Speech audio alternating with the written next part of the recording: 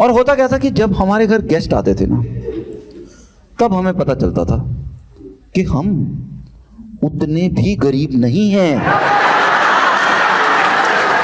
पहले जब शादियां होती थी ना, तो शादी के बाद लेडी वो मोमबत्ती पे हाथ रख के कसम खाती थी कि वो क्रोशे की इंडस्ट्री जिंदा रखेगी। दुनिया भर का खाने पीने का सामान हम ही से मंगवाया जाता था, हम ही से मंगवाया जाता था, और हमें ही बोल दिया जाता था कि हम रखेंगे तो ऐसे मत पड़ जाना जैसे कभी देखा ना हो।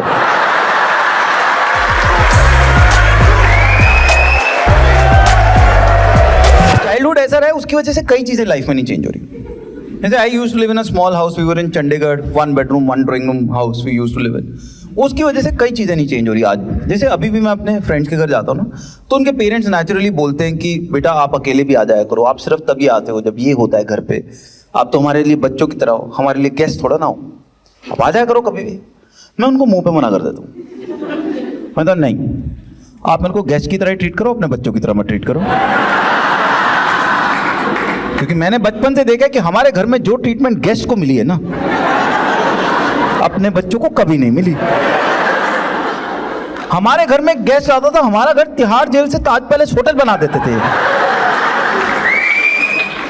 गेस्ट आ रहा है, प्रॉपर बोन चाइना का डिनर सेट निकल रहा है, प्रॉपर लाव पाला का बोन चाइना का डिनर सेट। हमको कैसे खाना मिल रहा है? वो स्टील की प्लेट जिसके पीछे दादाजी का नाम गुदावा होता था।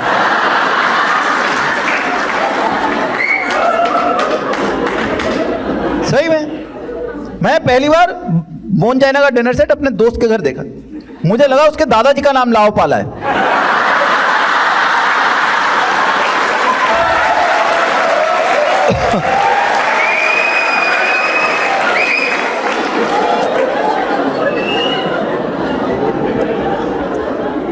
और मुझे हमेशा से प्रॉब्लम होती थी गैस से, क्योंकि देखो छोटा घर, एक ड्राइंग रूम है, एक बेडरूम है। बेडरूम है जहाँ पे तुमको सोना है, खाना है, पीना है, टीवी देखना है, पढ़ना है, सब कुछ वहीं करना है। क्योंकि मम्मी ने बोला हो कि ड्राइंग रूम एकदम साफ रखना है, कि कोई गेस्ट आ गया तो, गेस्ट आ जाए तो ड्राइंग रूम साफ होना चाहिए। We were not allowed in the drawing room, कि जो करना है वहीं बेडरूम में करो। कोई गेस्ट आ गया, मैंने कहा सीबीआई की रेड थोड़ा ना पड़ रही है, गेस्ट क्या आ रहा है, बट नहीं, we were not allowed in drawing room. तभी खुलता था जब गेस्ट आते थे। ड्राइंग रूम मम्मी एकदम साफ रखती थी, मम्मी का इतना प्यार था ड्राइंग रूम से। एक तो सारे सोफे वोफे सब पे क्रोशी के कवर चढ़ाए होते थे। जिनको आइडिया नहीं है मैं समझा दूं, पहले जब शादियां होती थी ना, तो शादी के बाद लेडी वो मोमबत्ती पे हाथ रख के कसम खाती थी कि वो क्रोशे की इंडस्ट्री जिंदा रखेगी।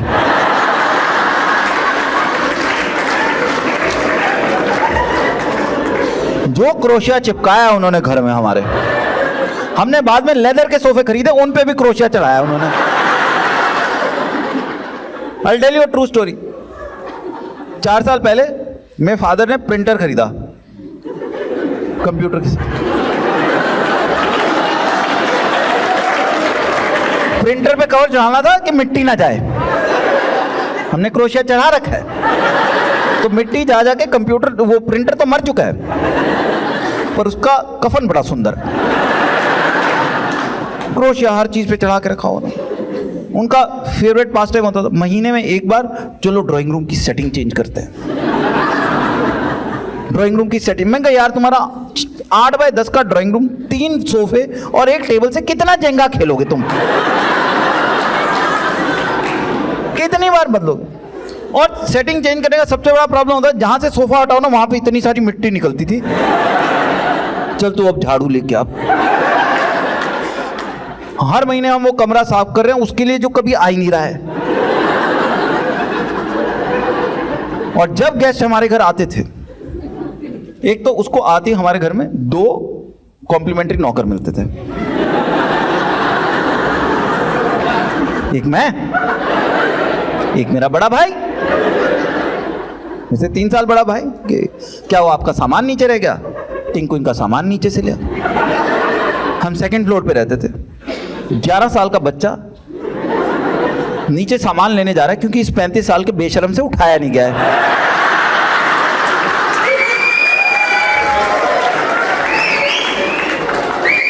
आप थक गए होगे, आप नहा लो, राजू इनके लिए पानी गर्म कर दो।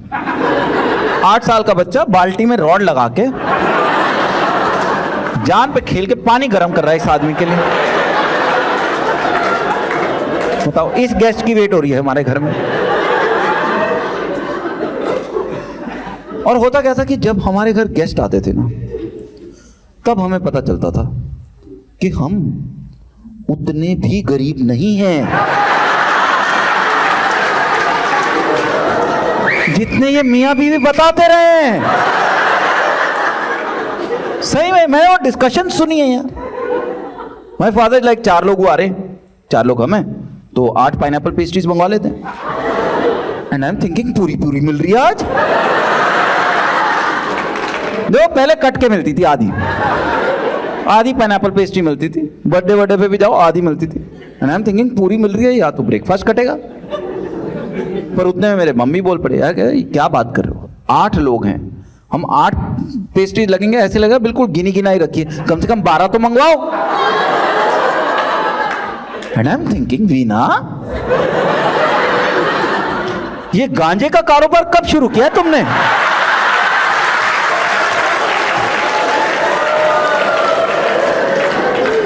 कहां से आ रहा है इतना पैसा? दुनिया भर का खाने पीने का सामान हम ही से मंगवाया जाता था, और हमें ही बोल दिया जाता था कि हम रखेंगे तो ऐसे मत पड़ जाना जैसे कभी देखा ना हो।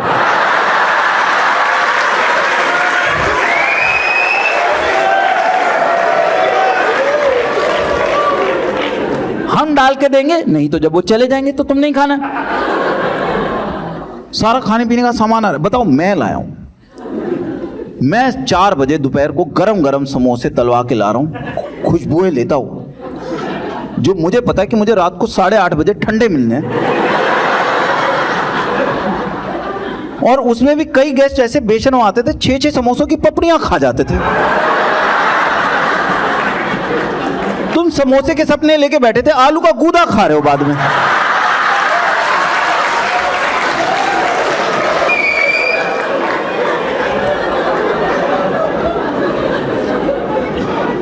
तो मुझे होता था गेस्ट आते रहे, घर पे आते रहे, पर सामान खत्म होने से पहले जाते रहे। ऐसे ही एक दिन आए जीजा जी टॉप टियर गेस्ट इंडिया में। जीजा जी सारा सामान आएगा। देखो, दामाद अलग लेवल है इंडिया में। मैं अपनी वाइफ को भी बोलता हूँ कि आज की जनरेशन में मुझे तुम लेडीज पे बड़ा तरस आता है, क्योंकि हमारी जनरेशन में ना, आज की डेट के हमारे लिए अच्छा दामाद बनना बहुत आसान है, तुम्हारे लिए अच्छी बहू बनना बड़ा मुश्किल हो गया है। I'll explain how. I'll tell you. हमारे लिए अच्छा दामाद बनना इसलिए आसान है क्योंकि हमसे पहले वाले दामादों ने बेंचमार्क इतना लो सेट करा ना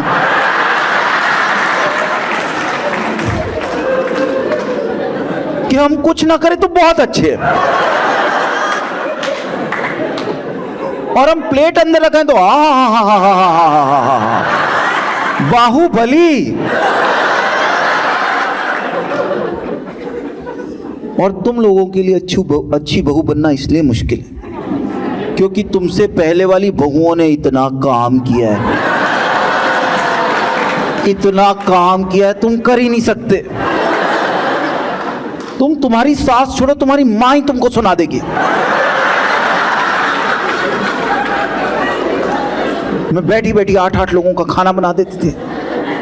ये 4 रोटियां बनाती, इसका बेलन तक थक जाता है।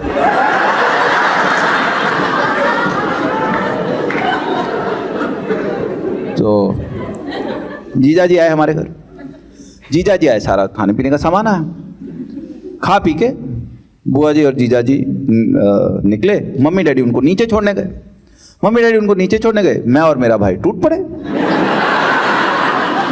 अब तो बिल्कुल लीगल है। मैं और मेरा भाई खाने को टूट पड़े। हुआ क्या, जीजा जी की कार की चाबी ऊपर रह गई थी। तो जीजा जी और डैडी कार की चाबी ऊपर लेने आए और मेरे मुंह में समोसा और जलेबी इकट्ठा है। मेरी जान निकल गई, मैं वहीं का वहीं रुक गया। 8 साल का बच्चा, तुम सोचो ना क्या। मैं एकदम डर गया। अच्छा, डैडी कुछ बोल तो सकते नहीं क्योंकि जीजा जी साथ में है। पर वो जाते जाते घूर गए कि आ रहा हूं मैं।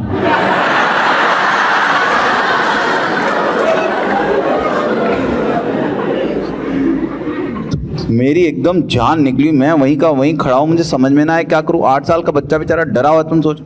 मैं बड़ा भाई, खैर you know my brother is 3 years older, he is very protective. तो उसने देखा छोटा भाई डर गया, always he is very, God bless my Elder brother, he is always very protective. उसने देखा कि छोटा भाई डर गया है, तो बिल्कुल मैं कांप रहा है। तो मेरा भाई मेरे पास आया, यू नो, उसने मेरे कंधे पे हाथ रखा, उसने मुझे आराम से समझाया। मैं आज तक नहीं भूल सकता जो उसने मुझे उस टाइम बोला। उसने मुझे समझाया, कहता बात सुन, 1 समोसे और 2 समोसे में सेम ही पड़ेगी।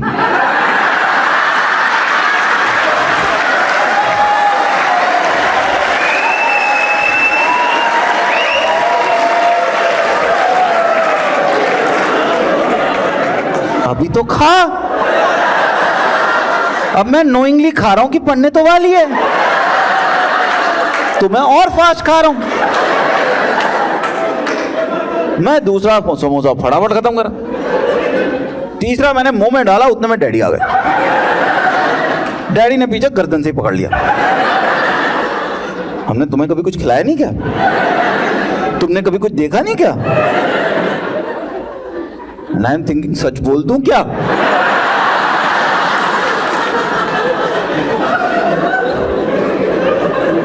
हालत खराब हो रही है। एक तो डैडी ने गर्दन से पकड़ा हुआ है, डर अलग, ऊपर से मुंह में खाना अलग अटका हुआ है। 8 साल के बच्चे को तुम ऐसे हिला रहे हो, मैं तो I am almost about to throw up. मैं तो ऑलमोस्ट खाना बाहर आने वाला, वो तो मैंने रोक रखा है कि 2.5 समोसे इतनी मुश्किल तो मिले। और डैडी छोड़ नहीं रहे, गर्दन से पकड़ा। मेरी हालत खराब है, I am almost about to throw up. Fortunately उतने में मेरी मम्मी आ गई। मम्मी ने डैडी का हाथ झटका, क्या कर रहे हो? अब देख नहीं रहे छोटे से बच्चे को ऐसे तुमने पकड़ा, अभी उल्टी कर देता, वो भी ड्राइंग रूम में।